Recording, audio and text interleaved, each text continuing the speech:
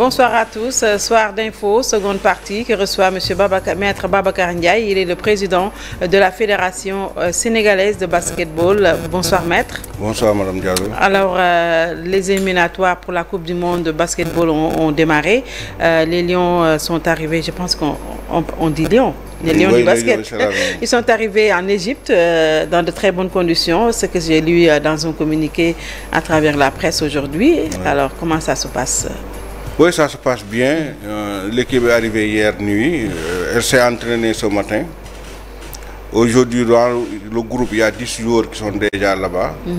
Il manque 2 éléments. Babacar Sané qui était à la cérémonie du All-Star Game dans la catégorie de la D-League, et Khalifa Diop qui est en Espagne et qui doit passer à Dakar aujourd'hui pour des raisons familiales avant de regagner Alexandrie mercredi.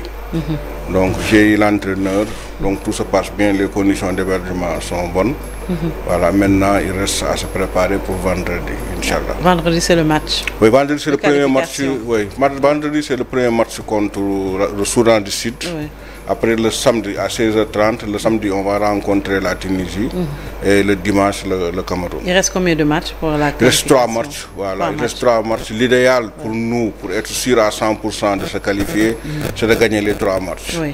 Voilà. Donc, mais est-ce que vous êtes confiant que les Lions du basket pourront se qualifier pour la Coupe du Monde? Oui, bien sûr, on est confiant. On a mis tous les moyens nécessaires pour nous qualifier depuis Monastir. Bon, maintenant, je l'ai dit ailleurs, qu'une non-qualification ne serait pas une catastrophe. Dès l'instant où, si on prend l'histoire du basket sénégalais, sur le plan mondial, on a fait 5 Coupes du Monde. Aujourd'hui, on cherche une 3e qualification de suite. Donc, on était à la Coupe du Monde en 2014, à la Coupe du Monde en 2019 et on veut y aller en 2023. Vraiment, les gosses veulent y aller, la fédération veut y aller. L'État également a mis les moyens pour une bonne qualification et je pense qu'Inch'Allah, tout le monde est optimiste pour une qualification. On dirait que ce sont des filles qui donnent beaucoup plus d'espoir que les garçons. Que les garçons, oui, en termes de palmarès, parce que les filles sont 12 fois championnes d'Afrique, les garçons 5 fois. Voilà, mais cette équipe également des garçons, c'est une équipe prometteuse, constituée presque à 80% par des jeunes. Donc nous préparons pour l'Afrobasket 2025 et ce serait bien de se qualifier à la Coupe du Monde pour avoir des matchs de haut niveau et également essayer de se qualifier pour les Jeux Olympiques de Paris. Parce que pour se qualifier aux Jeux Olympiques, il faut aller d'abord à la Coupe du Monde et être classé meilleur pays africain à la Coupe du Monde. Alors, il y a également les championnats, n'est-ce pas, qui ont démarré dans le cadre du programme global de... Oui, du championnat. Oui, effectivement, on a démarré, on a joué la 5e journée. Cette année, on a décidé de démarrer un peu tôt pour terminer tôt parce qu'il y a beaucoup de compétitions internationales. Il y a l'Afrobasket féminin au mois de juillet. Et si on se qualifie à la Coupe du Monde au mois d'août, fin août, début septembre. Donc on a dit qu'il faut démarrer, tout se passe bien, les équipes vraiment ont le niveau, le championnat est plaisant, le public commence à venir. Donc nous pensons qu'aujourd'hui, maintenant on va peut-être faire une pause pour ce week-end-là et nous consacrer exclusivement à l'équipe nationale et au retour maintenant reprendre le championnat. Alors, et par rapport à l'Assemblée générale que vous avez tenue, qu'est-ce qui était au menu de cette Assemblée générale? Oui, au menu, c'était l'adoption des rapports d'activité et rapports financiers de la saison 2020-2021. Ça s'est bien déroulé. Je remercie les clubs qui sont venus massivement. Il y avait, je pense, 92 équipes. 21 clubs sur 25 pour les équipes de la première division. Tout s'est passé dans d'excellentes conditions, sans heurts ni violence, et les rapports ont été adoptés à l'unanimité par acclamation. Je pense que ça prouve qu'il y a une légitimité de la fédération, il y a une adhésion des clubs à l'égard de la fédération. Ça peut-être nous pousse à travailler davantage et à mieux servir le basket. Mais justement, on entend souvent dire que les clubs au niveau du basket ne sont pas bien soutenus, qu'ils n'ont pas les moyens nécessaires quand même pour donner le meilleur d'eux-mêmes. Oui, ça c'est vrai, ça c'est vrai. Et je pense que ce sera l'un de mes chantiers. Parce que aider les clubs sénégalais, surtout que moi, je ne sais pas ce que j'aurais fait pour eux, mais il y a une confiance aveuglée sur ma personne. À chaque fois que j'ai sollicité les clubs, ils ont dit oui. Donc c'est à mon tour de rendre la monnaie. Inch'Allah, je ferai tout pour mettre les clubs dans des conditions de performance. Ce sera l'un de mes chantiers. Oui, en fait, vous êtes là depuis... Vous avez fait 2 mandats. Vous allez terminer votre second mandat. Je vais même dire deuxième parce que vous êtes candidat pour le 3e. Et qu'est-ce que vous avez fait en termes de bilan à la tête de la fédération? Brièvement. Oui, le bilan, il est élogieux en toute modestie parce qu'en 2015, on a été champion d'Afrique avec les filles. Je le dis souvent, j'ai fait 4 afro-basket avec les filles. J'ai joué 3 finales. Et on a peut-être en 2019, en 2021, quand on a décidé de rajeunir, qu'on s'est classé 4e. Donc, une fois champion d'Afrique, 2 fois vice-champion d'Afrique, une participation à la Coupe du Monde en 2018 en Espagne, avec une meilleure performance dans l'histoire du basket sénégalais parce que pour la première fois, le Sénégal s'est qualifié au 2e tour d'une Coupe du Monde. Je pense que ça c'est important. Chez les garçons, nous sommes 2 fois médaillés de bronze et une qualification à la Coupe du Monde en 2019. Nous sommes vice-champions d'Afrique chez les U19 et on a fait également la meilleure participation du Sénégal à la Coupe du Monde des petites catégories des U19 en se qualifiant au quart de finale ou en étant éliminé par les États-Unis. Je pense que ça c'est des choses et l'équipe des U19 a sorti des joueurs qui sont aujourd'hui draftés au niveau de la NBA. Je parlais tout à l'heure de Khalifa Diop, mais également il y a Ibou Nianko Badji. Le travail donc est en train de se faire. Sur le plan de la formation des entraîneurs, nous avons également formé des centaines d'entraîneurs en 1er degré, 2e degré, les arbitres. Donc tout ça, je pense que c'est important pour nous de terminer ce chantier-là.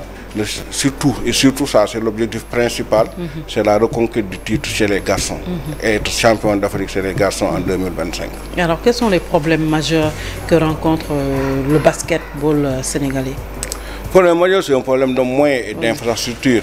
Bon, maintenant, l'infrastructure, je pense que ça, c'est du domaine de l'État. Même si l'État également, il faut le reconnaître, a construit Dakar Arena, qui est la plus grande et la plus belle salle d'Afrique. Maintenant, il y a un chantier de réfection de la salle Maurice Ndiaye qui est en cours. Le problème des moyens maintenant peut être demander à l'État de nous accorder des subventions pour pouvoir aider davantage les clubs. C'est surtout ça le problème des moyens des clubs, le problème des infrastructures dans les régions, faire en sorte qu'il y ait des salles de basket dans les régions, des salles simples, mais également la gestion de nos jeunes, parce que les jeunes aujourd'hui, ils immigrent rapidement, il n'y a pas une possibilité de contrôler, il y a des agences, il y a des écoles de basket qui passent derrière la fédération pour faire partie des jeunes. Donc ça, je pense que nous devons essayer de faire en sorte que la fédération puisse avoir un contrôle sur ce phénomène-là. Mais grosso modo, c'est surtout un problème de moyens et d'infrastructures. Alors, pourquoi vous avez décidé de vous représenter pour un 3e mandat à la tête de la fédération? Oui, pour 2 choses, je l'ai dit tout à l'heure, reconquérir le titre chez les garçons en 2025. C'est également ça peut peut-être également faire partie de mes motifs. Pourquoi pas le Sénégal, je pense, qu'il est absent au niveau des instances internationales de basket. Je suis à ma 8e année, j'ai rempli les critères et les conditions. Voilà, pour concourir à un poste au niveau de la FIBA. Donc j'y réfléchis également. C'est peut-être une possibilité pour le Sénégal également de revenir sur la scène internationale. Si on sait que la FIBA a été pendant longtemps dirigée par Ablaye Sey et que Ibou Diagne aussi a été pendant longtemps le président de la commission juridique de la fédération. Voilà, pourquoi pas le retour du Sénégal. C'est ça votre ambition? Oui, j'ai pas encore. Je vous dis que je ne sais pas encore décider. Bon, parce que là, il faut des préalables, voir est-ce qu'il y a des chances, de passer. Donc il y a un congrès qui va avoir lieu au mois de juin de FIBA Afrique. Donc il faut voir est-ce qu'on a des chances de gagner. Ça ne sert à rien de se présenter et de perdre par la suite. Donc, mais ça fait partie également de mes ambitions. Alors votre assemblée générale élective, ça va se tenir quand? Et est-ce que vous avez un adversaire ou des adversaires au niveau de la présidence de la fédération? Oui, ce sera le 6 mai. Maintenant, on n'a pas encore ouvert les dépôts de candidature. Au retour de l'Égypte, le bureau fédéral se réunira pour fixer les périodes de dépôt de candidature. Bon, pour le moment, je ne sais pas s'il y a des candidats ou pas. Alors, on a entendu Baba Tandian, est-ce que vous avez un problème particulier avec Baba Tandian? Vous avez eu à le succéder au niveau de la présidence de la fédération, mais on entend toujours Baba Tandian critiquer votre gestion. Est-ce que d'abord vous avez un problème personnel ou c'est parce que votre gestion n'est pas des meilleures? J'ai pas de problème personnel avec personne. Moi, je ne suis pas dans ces choses-là. Voilà, je suis un homme positif qui, voilà, je ne cherche jamais à faire du mal à quelqu'un. C'est ma philosophie de la vie. Toutes les années où la fédération a organisé des compétitions, nous avons organisé une assemblée générale avec un bilan financier, un rapport d'activité qui ont été validés par la fédération qui nous a donné quitus. Je pense que ça, c'est une réponse. Ça suffit comme réponse. Donc on gère. Après, à la fin de l'année, on vient rendre compte au mouvement associatif qui adopte, la fois passée, samedi, ça a été adopté par acclamation et à l'unanimité. Donc maintenant, je ne vais pas faire la comptabilité de la fédération dans la presse. Oui. Je ne veux pas aussi polémiquer avec qui que ce soit, c'est pas mon rôle. Moi, mon rôle, c'est de travailler beaucoup et de parler peu. Et également réunir la famille du basket. Voilà, je ne suis pas vraiment, Madame Diallo, venue pour polémiquer avec qui que ce soit. Non, ce n'est pas une question de polémiquer, mais quand on gère l'argent du contribuable, il faut que ça soit transparent, même si ça doit se faire au niveau de la presse également. On l'a entendu dire que vous êtes imbu de votre personne, que votre seul interlocuteur était le ministre des Sports qui était là, Matarba, que vous ne communiquiez pas avec votre staff. Mais ce qui s'est passé samedi est une réponse nette. Il y a un plébiscite sur ma personne et sur la fédération. 92 clubs sont venus et ont adopté à l'unanimité par acclamation les rapports. Moi, j'ai de très bons rapports avec le mouvement associatif. Je connais tout le monde.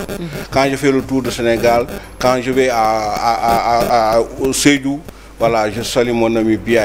Quand je vais dans n'importe quel département du Sénégal, je les connais. J'ai des relations qui ne sont pas basées sur l'argent. Moi, je ne passe pas mon temps à parler d'argent. Moi, j'ai d'autres valeurs qui sont pour moi très importantes. C'est des relations que je tisse avec les gens. Ils font qu'à chaque fois que j'ai besoin d'eux, voilà, ils me rendent. C'est ça aujourd'hui, moi, ma conduite. Vraiment, on parle des choses de l'organisation de l'Afro-Basket 2017 qui a été validée par leur assemblée générale. L'organisation de l'Afro-Basket 2019, on n'a pas reçu de budget. Il n'y a aucun franc qu'on a reçu de l'État. Vous avez reçu presque 1 milliard de francs CFA. On n'a reçu aucun franc de l'État. Et que vous n'avez pas jusqu'à présent évalué. Non, je dis une chose. On n'a reçu aucun franc de l'État. Oui.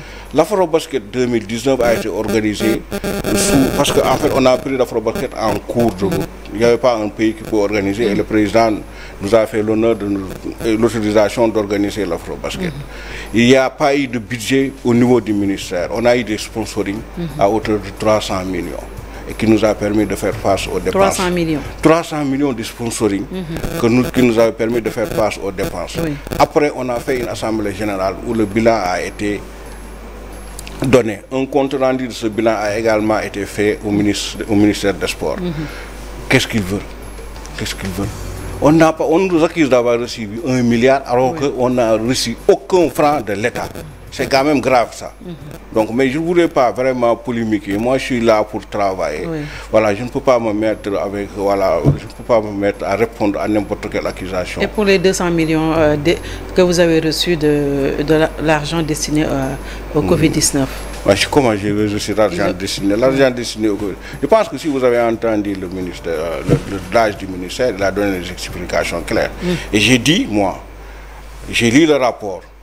Aucune malversation, aucun faux, aucune infraction pénale n'est reprochée au DAGE du ministère du Sport. Et j'ai dit dans un communiqué au niveau de la fédération que dans ces conditions, je ne veux pas, moi, utiliser l'argent du Covid pour faire de la politique politicienne. Et ce n'est pas décent. Et j'ai dit, le DAGE a expliqué qu'il ne voulait pas et qu'il ne pouvait pas faire 60 ordres de mission pour 60 fédérations et il a utilisé certaines fédérations pour récupérer l'argent et après maintenant payer les autres fédérations en espèces. Et c'est ça qui lui est reproché, le paiement en espèces. Il n'y a pas autre chose. Et après maintenant, on vient accuser d'un citoyen sans preuve aucune. Moi, je vais quelque part à un moment donné même décider de faire éclaircir cette affaire-là. Mais finalement, je dis que c'est les gens qui... Mais il a quand même dit qu'il a ses preuves et que même il réclame un débat entre vous deux pour plus de transparence, mais vous ne voulez pas de ce débat. Non, je ne veux pas de ce débat parce que moi, quand même, moi, je suis un président de la fédération élu. Je travaille. Quelqu'un qui n'est plus membre de la fédération, qui n'est membre d'aucun club, qui n'est plus un acteur du basket, comment je vais faire un débat avec lui? À quel titre? Il faut qu'on me dise à quel titre. En tant qu'ancien président de la fédération? Non, le titre d'ancien président de la fédération ne vous donne pas ça. Le titre d'ancien président de la fédération, il vous donne en fait ça, des droits et des obligations. Mais si vous voulez avoir de l'égard, de la considération, il y a également des obligations que vous devez avoir à l'égard de la fédération. Mais vous ne pouvez pas passer tout votre temps à insulter les gens, à calomnier les présidents de la fédération et vouloir également en retour que la fédération vous respecte ou vous donne des honneurs ou des égards. Vraiment, je ne voulais pas, je n'ai jamais polémiqué, mais je trouve quand même indécent d'accuser d'honnêtes citoyens qui ont des enfants, des pères de famille, qui exercent des métiers où la crédibilité est importante, vous les accusez sans preuve. Ils vous disent qu'il y a des preuves, il n'a qu'à sortir ces preuves, il n'a aucune preuve. Moi, je n'ai pas besoin de l'argent du basket. J'ai extrêmement dépensé dans le basket. J'ai un boulot, j'ai du travail que je fais. Le basket, c'est ma passion. Et c'est uniquement ma passion. Pourtant, on l'a entendu dire que lui, il a énormément fait pour le basketball sénégalais. Tout le contraire, chez vous, il pense que vous, au lieu de servir le basket, vous vous servez du basket. Je pense, moi, je ne veux pas, parce que ce n'est pas mon rôle aussi en tant que président de fédération, de venir dévoiler la gestion de mon prédécesseur, parce que ce n'est pas responsable de ma part. Mais il n'a qu'à vous dire où est-ce qu'il a mis les 50 millions que le président Wade lui avait remis en espèces et qu'il n'a jamais déclaré au trésorier de la fédération. C'était à quelle occasion? C'était à l'occasion de l'Afrobasket 2011 à Bamako. 50 millions. 50 millions, qu'est-ce qu'il en a fait? Demandez-lui de vous donner des justificatifs. Voilà. Il y a beaucoup de choses sur lesquelles, moi, ça c'est un fait. Parce que ça, oui, je ne veux pas sortir toutes les choses parce que c'est pas mon rôle, c'est pas responsable de ma part. Je ne l'accuserai jamais. Mais quand même, j'ai le droit aussi à un moment donné de me défendre quand c'est nécessaire et je le ferai. Voilà. Alors ils ont mis en place le CRBS, je pense, parce qu'ils ne veulent plus de vous à la tête de la fédération. Parce qu'ils jugent que votre gestion n'est pas vertueuse. C'est qui le CRBS? C'est combien de personnes? C'est combien de personnes? Je dis une chose. Le lieu d'expression des clubs, c'est l'Assemblée générale. Je dis également, pour être acteur du basket, il faut être soit membre d'un club ou être membre d'une structure fédérale. Aujourd'hui, on a convoqué l'Assemblée générale. La personne dont vous parlez n'avait pas le droit de venir à l'Assemblée générale parce qu'il n'a pas de titre pour venir à l'Assemblée générale. Il y a 3 personnes qui se réunissent pour créer une structure qui n'a pas d'existence juridique même, qui est inconnue et qui veulent perturber. Oui. Il n'y a que 3 clubs qui veulent maintenant perturber le fonctionnement normal du basket. Et ça, on le sait. Celui qui veut se présenter n'a qu'à se présenter. Les élections sont proches. C'est le 6 mai. Et le peuple du basket choisira librement. Mais on n'acceptera pas. Lui, il a dit qu'il ne veut plus être président de fédération de basket. De toute façon, c'est ce qu'il a dit. Don't act. Voilà. Maintenant, il faut aussi, pour être président de la fédération, remplir des conditions. Parce que vous ne pouvez pas... Mais vous l'avez sanctionné quand même au niveau de Saint-Louis. Non, ça c'était une sanction. Mais au-delà de la sanction, disciplinaire, mais il y a une condamnation pénale. Parce qu'un repris de justice ne va pas diriger la fédération. Il a été condamné pourquoi? Il a été condamné, vous en avez même vu dans la presse, pour diffamation ou voire de fait ou violence contre Aziz Sam. Voilà. Il a été même condamné contre moi. parce que j'avais déposé une plainte contre lui pour diffamation et il a été condamné. Aujourd'hui, je pense que l'affaire même vient devant la cour d'appel le 21. Il a été condamné contre la présidente Aya Pouye, il a été condamné contre Wuri Diallo, également journaliste. Donc c'est ça. Pour être président de la fédération, il faut ce qu'on appelle incarner le poste. Incarner le poste, c'est des valeurs, c'est des attitudes, c'est des comportements, une manière d'être, de se comporter et même de parler. Parce que vous représentez le Sénégal. Donc il faut vraiment il faut avoir de la responsabilité, il faut avoir un comportement responsable, il faut avoir un certain nombre de valeurs et de qui pour pouvoir incarner le poste de président de la fédération. Maintenant, celui qui ne remplit pas ces conditions-là, sa candidature sera déclarée irrecevable. Maintenant, pour ceux qui remplissent les conditions, après le peuple va décider librement. Merci beaucoup. C'est moi qui vous remercie. Maître Babacar Ndiaye, président de la Fédération de basketball du Sénégal. Nous vous avons laissé quand même répondre parce que Babacar Ndiaye était là à Info du matin et il a eu à vous charger également. Vous avez apporté la réponse. Voilà, donc nous avons équilibré. Merci d'avoir suivi. Bien le bonsoir.